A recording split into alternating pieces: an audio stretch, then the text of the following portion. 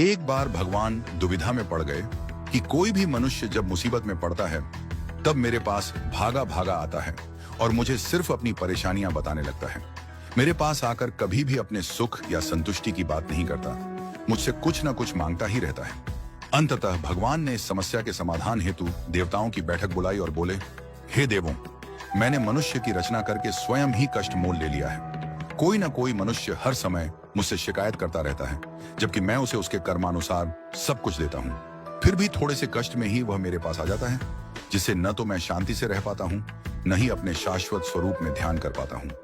कृपया आप लोग मुझे ऐसा स्थान बताएं जहां मनुष्य कभी न पहुंच सके। प्रभु के विचारों का आदर करते हुए देवताओं ने अपने अपने सुझाव देने आरंभ किए। गणेश जी बोले, आप हिमालय की चोटी पर चले जाइए। भगवान बोले, यह स्थान तो मनुष्य की पहुंच में है, वहां जल्द ही वह पहुंच जाएगा।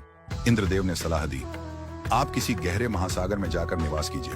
वरुण देव बोले, आप अंतरिक्ष में चले जाइए। भगवान ने कहा, मनुष्य वहां भी पहुंच ही जाएगा। भगवान निराश हो गए और मन ही मन सोचने लगे, क्या मेरे लिए कोई ऐसा गुप्त स्थान नहीं है जहां मैं शांतिपूर्वक रह सकूं?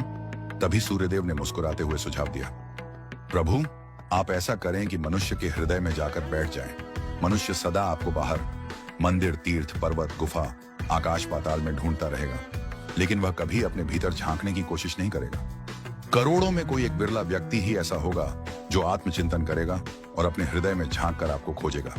और जो ऐसा करेगा वह आपसे शिकायत करने योग्य ही नहीं बचेगा, क्योंकि उसकी समस्त इच्छाएं शांत हो चुकी होंगी। भगवान को सूर्यदेव की बात अत्यंत प्रिय लगी।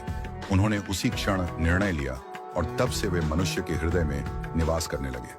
तभी से मनुष्य अपने दुख दर्द लेकर मंदिर, तीर्थ, आकाश पाताल सब जगह भटक रहा है, लेकिन उसे ईश्वर का साक्षात्कार नहीं हो रहा, क्योंकि वह सबसे अंतिम स्थान अपने हृदय के भीतर हम देखता ही नहीं। मनुष्य का मन सदा बाहर की ओर खुला रहता है, संसार की ओर भागता है, परंतु हृदय रूपी मंदिर की ओर उसका द्वार बंद होता है। इसलिए जब तक मन रूपी द्वार को संसार से हटाकर हृदय की ओर नहीं मोड़ा जाएगा, तब तक ईश्वर के दर्शन संभव नहीं। यह कथा हमें सिखाती है कि ईश्वर को बाहर नहीं, भीतर अपने अंतःकरण में खोजो। हृदय में परमात्मा सदा विराजमान है, बस जरूरत है उन्हें पहचानने की, अनुभव करने की और भीतर उतरने की। हृदय रूपी मंदिर में विराजमान ईश्वर को देखने के लिए बाहरी नेत्रों की नहीं, बल्कि अंतर्दृष्टि की आवश्यकता होती है।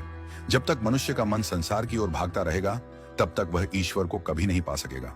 जैसे किसी गहरे कुएं में देखने के लिए ऊपर की चमक से ध्यान हटाना पड़ता है, वैसे ही ईश्वर को पाने के लिए मन को संसार से हटाकर अंतर मन में डुबाना होगा। सच्ची शांति, सच्चा सुख और सच्चा ईश्वर बाहर नहीं, भीतर है। इसलिए यदि ईश्वर को पाना है तो मंदिरों की घंटियों से ज्यादा जरूरी है आत्मा की पुकार। और वह पुकार तभी उठेगी जब मन शांत होगा। जब हृदय का द्वार खुलेगा, तब ईश्वर स्वयं को प्रकट करेंगे।